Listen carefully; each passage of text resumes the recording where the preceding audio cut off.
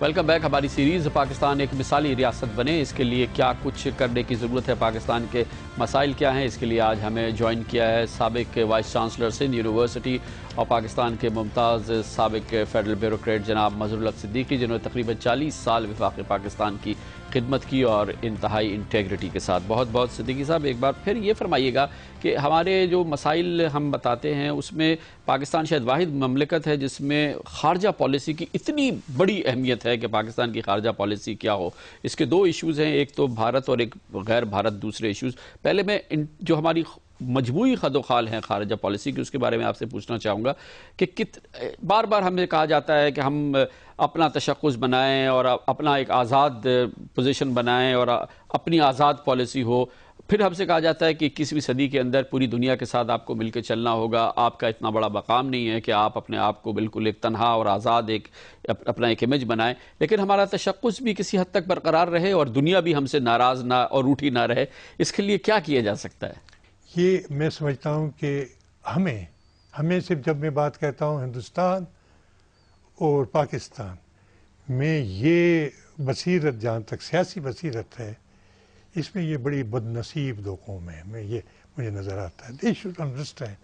اس سے بہت نقصان ہوا ہے، ہوتا رہتا ہے. ہمارا نقصان ہوا ہے، ہم چھوٹی قوم ہے کمپیریٹیولی، ان کا بھی بڑا نقصان ہوا ہے، اس میں کوئی شک نہیں ہے. وی مسٹ ریئلائز کہ بھئی یہ بہت کچھ ہو گیا. اگر یہ ہم اس طرح کریں گے کہ یہ ڈر کہ یہ بڑی اکانومی ہے، وہ ہم سبسیوم ہو جائیں گے، یہ ہوگا، یہ میں کہتا ہوں بالکل ایسی بات نہیں. میں نے پہلے ہی آپ سے عرض کیا کہ ہم اپنے ہیومن ریسورس کی طرف توجہ دیں، اور ہم نے اتنا نگلیکٹ کیا ہوا ہے. تو یو کڈ بھی آپ بالکل ان سے یعنی کہ ربنگ شولڈرز کا ہو سکتے ہیں، آپ کے ایریاز ہیں جس سے آپ ایڈوانٹیج لے سکتے ہیں، وہ ہے. مگر یہ چیز ہمارے ذہن سے نکالنی چاہیے، کیونکہ یہ کشمیریوں کے ذہن سے تو نکل رہی ہے. اب ہمیں ان کی محبت نے بہت بےتاب کیا ہوا ہے. ہمارے کچھ دوست ہیں، احباب ہیں، فورمز ہیں جہاں ہمارا جانا ہوتا ہے، اور ان کو پتہ ہے کہ ٹھیک ہے کہ ہم نان کشمیری ہیں مگر امپورٹنٹ سرکلز میں موو کرتے ہیں. تو انہوں نے کہا خدا کے واسطے آپ نے جتنے ہمارے ساتھ وفاداری اور محبت کی ہے وہ بہت ہے، مگر بہت ہو گیا. یعنی آپ ہوئے ہم جو مر کے رسوا. اب تو یہ سچویشن ہے کہ they are also not very happy with their affection. تو یہ یعنی کس کے لیے ہم یہ کر رہے ہیں؟ تو سر آپ بیسیکلی کہہ رہے ہیں کہ بھارت کے ساتھ ہمارے مسائل حل ہوں، یہ ایک اس کی مرکزی حیثیت ہے پاکستان کے خارجہ پالیسی کے لحاظ سے اور اندرونی مسائل کے حل کے لیے بھی.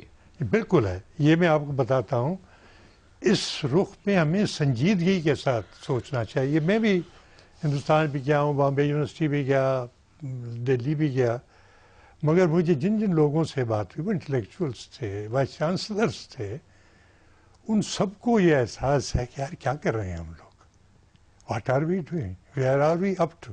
تو ہم تو ان کو یہ بتائیں بھائی آپ بڑے بھائی ہیں، آپ کے اوپر یہ ذمہ داری عائد ہوتی ہے کہ آپ اس میں زیادہ پہل کریں. تو وہ پھر دوسری باتیں جو اس ڈیبیٹ میں ہوتی رہتی ہیں، مثلا یہ بھی جو یعنی کہ 26 نومبر کا واقعہ ہے، یہ فلاں ہے، تو اس میں پھر وہ ہوتی رہتی ہے بات کہ نہیں یعنی آپ ایگریشن کرتے ہیں، فلاں کرتے ہیں. مگر یہ بڑی شدت کے ساتھ یہ احساس ہے. اور ایک مرتبہ ہم جہاز لیٹ ہو گیا تھا، کوئٹہ پہ ہم تھے، میرے ساتھ ایک یعنی کہ ہائی وے اتھارٹی کا ایک انجینئر تھا اور ایک سینئر ملٹری کا آفیسر، ریٹائرڈ بریگیڈیئر کی لیول کا وہ تھا، ڈسکس کر رہے تھے. اور یہ بات آ رہی تھی، چند لڑکے نوجوان بیٹھے تھے، اور چونکہ بھارت کی جب بات آئی تو دے کیم ایز انٹروڈرز کہ ان کے صاحب معاف کیجیے گا، ہم شامل ہو سکتے ہیں اس بحث میں. تو انہوں نے بڑے کہا کہ یعنی کہ سر آپ کو خاص طور پہ ہمارے بریگیڈیئر بھائی کو آپ کو یہی چیز نظر آئی ہے پاکستان کے بھلے کے لیے، اور کئی ایک ایسی چیزیں ہیں. انہوں نے کہا کہ پھر نوجوان تو ڈسلوژن ہو رہا ہے، اس کو سمجھ میں نہیں آتی کس بات کے اوپر عداوت ہے، کیونکہ اٹھتے بیٹھتے ہیں کشمیریوں کے ساتھ بھی پڑھتے ہیں، یعنی کہ اس میں کلیات میں، یونیورسٹیز میں، جامعات میں پڑھتے ہیں. تو ادھر دونوں طرف سے جب ان کو اس طرح کی بات آتی ہے تو تو they think that we old fogies have become senile. یعنی کہ وہ کیونکہ اس میں وہ اس طریقے سے جس طرح انٹروسولی آئے تو میں نے ریئلائز کیا کہ وہ کہا کہ ٹھیک ہے سر، یہ انڈیا کا جو آپ کا پوائنٹ آف ویو ہے بالکل سمجھ میں آتا ہے کہ اس کی مرکزی حیثیت ہے اور اس کو ریزالو کرنے کی ضرورت ہے، لیکن ہماری خارجہ پالیسی کا محور جو ہے وہ تو امریکہ ہے۔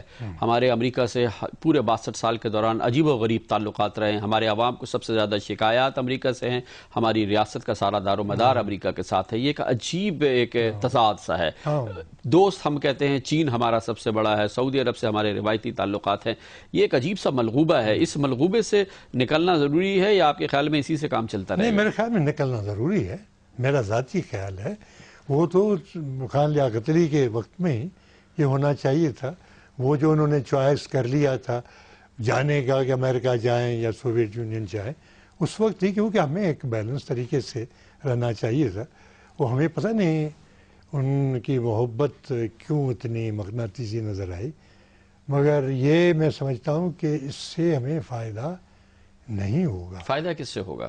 فائدہ میرا مقصد ہے کہ ہم یعنی میرا مقصد ہے کہ ہم ان سے اتنی محبت، اتنی گرم جوشی اور اتنے ان کے جو مالی وسائل ہیں اس کے انحصار سے ہم کنارہ کشی کریں، اور ہم بہت سافٹ لوگ ہوں گے، میں یہ بتانا چاہتا ہوں۔